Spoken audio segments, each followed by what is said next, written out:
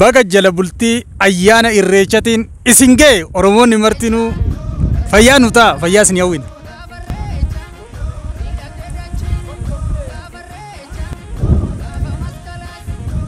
Baga jala bultii irreecha bara 2015 nagaan geechan jecha Oromoonni marti bakka jirtan maratti isinin jedha galatooma.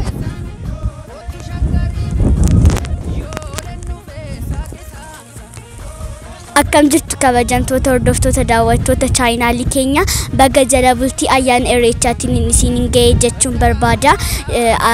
Ayyaanni irreechaa kun kan milkii, kan nagaa fi kan quufaa isiniif haa ta'u baga ittiin isin ga'e.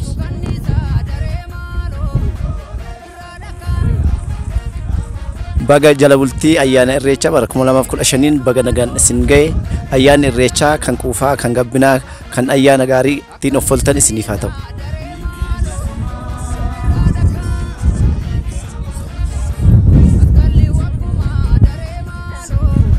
Kam jirtu kabajamtoonni YouTube chaanaalii kana baga jala bultii ayyaana irreechaa bara 2015 nagaan geessan. Ayyaanni irreechaa kan jaalalaa, kan gammachuu, kan quufaa, kan milkaa'inaa isin haa ta'u. Ayyaana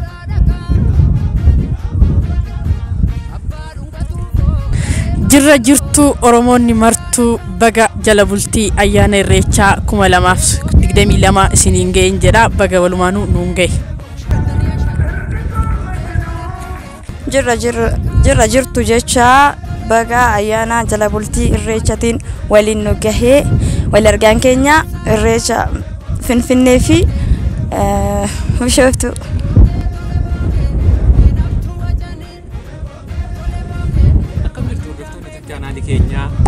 Akkam jirtu hordoftoonni YouTube chaanaalii keenya baga nagaan dhuftanii jalqaba irratti baga jala bultii ayyaana irreecha baranaa nagaan geessanii. Egaa akkuma beekamu sanbataas deemu kana lamaan ayyaanni irreechaa hora Bishooftuutii fi hora Finfinneetti ni kabajamaa. Kanaaf ayyaana irreecha baranaa kanaan baga nagaan geessanii. Ayyaana irreecha baranaa kun kan milkii, kan badhaadhinaa, kan jaalalaa, kan uummanni keenya nageenya isaatti argatu, kan uummanni keenya kan quufa duratti isan kan deebisee itti argatu fi lola waraana hammeenya hamaa hamtuu uummata keenyarraa kan itti badu nuuf haa taasisu jecha ayyaana gaarii isiniif haa ta'u. Wal argaan hora Arsadii fi hora Bishooftuutti fayyaa ta'a. Baga jala bultii ayyaana irreechaa 2022 nagaan geessan.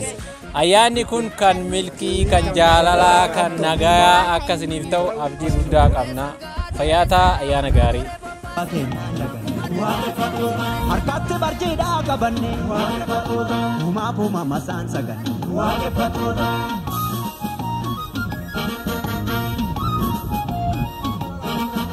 Hilaafi hongeetu jokkoo dhagala gadaafi jifuun keenya nu okkala kan biqilee daraaree firii godhata kan masene ulfaa'ee tilmoo argata lubbuu waggaanii dharraadha ayyaani odubbe waggaanii sinsinniidha ayyaani lubbuu waggaanii dharraadha ayyaani odubbe waggaanii sinsinniidha ayyaani.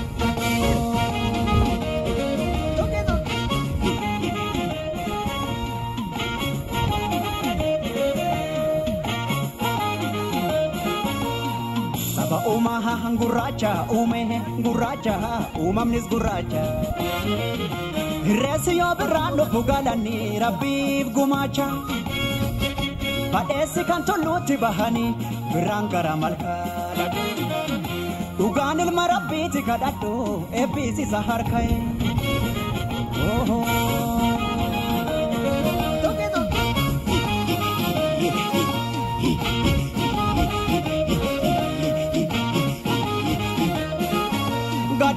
Gadaan kuni sadeeta gaboo sadeetan maree udaan kuni malkaan kuni barseera gabaay sadeetan maree yaa'een kuni gaaduree qabaho sadeetan mareeho malkaan kuni irreechi barseera qaba sadeetan mareeho sadeenni kan gadaati yaa'in kun kan duudhaati galanni kan uumaati irreessi kan waggaa marmaaru uumaatti amanneetu uumamaan kadhanneetu haraara sarganneetu ilaani oromoo malkaatti hiriiru ilaani oromoo malkaatti hiriiru duudhaa oromoo ta'a qoranne safuu saba keenyaa laganne harkatti barjiidhaa qabanne uumaa fuuma masaan saganne duudhaa oromoo ta'a qoranne safuu saba keenyaa laganne harkatti barjiidhaa qabanne uumaa fuuma masaan saganne